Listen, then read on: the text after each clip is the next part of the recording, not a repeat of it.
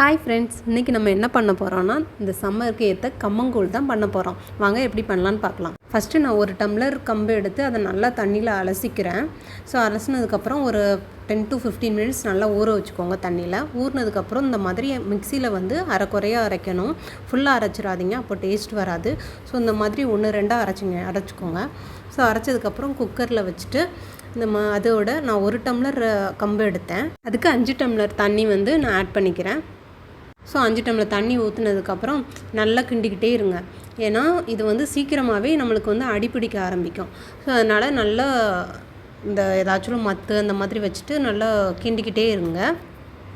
ஒரு 2 நிமிஷம் அங்கே போயிட்டு வந்தாலும் இது வந்து நல்லா அடிப்பிடிச்சிரும், டேஸ்ட்டு ஃபுல்லாக மாறிடும். ஸோ அதனால் நல்லா கைவிடாமல் நல்லா கிண்டிக்கிட்டே இருங்க. ஸோ இப்படி கிண்டிக்கிட்டே இருக்கும்போது நம்ம இந்த மாதிரி நல்லா திக்கான பதத்துக்கு வந்துடும். ஸோ இப்படி திக்கான பதத்துக்கு வந்ததுக்கப்புறமா நம்ம வந்து விசில் போடுவோம். அதே மாதிரி இதுக்கு தண்ணிக்கு பதிலாக நம்ம அரிசி வடித்த தண்ணியை கூட ஆட் பண்ணிக்கலாம். விசில் வந்து 1 இல்லைனா 2 விசில் வந்தால் போதும். ஸோ அதே மாதிரி வெரி இம்பார்ட்டண்ட், சிம்மில் வச்சு மட்டுமே குக் பண்ணுங்க, இல்லைனா நல்லா அடிப்பிடிச்சிரும். ஸோ விசில்லாம் ஆஃப் ஆனதுக்கப்புறம் நம்ம எடுத்து பார்த்துட்டு 1 டம்ளர் தண்ணி ஊற்றி நைட்டு வச்சுக்கலாம்.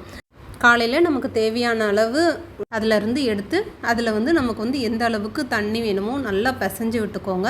நான் வந்து பழைய சோறும் கொஞ்சம் ஆட் பண்ணியிருக்கேன். ஸோ டேஸ்ட்டு நல்லா இருக்கும். பழைய சோறு, கொஞ்சம் உப்பு, அப்புறம் கொஞ்சமாக தயிர், அப்புறம் வந்து வெங்காயம், சின்ன வெங்காயத்தை நல்லா பொடி பொடியாக நறுக்கி ஆட் பண்ணிக்கோங்க.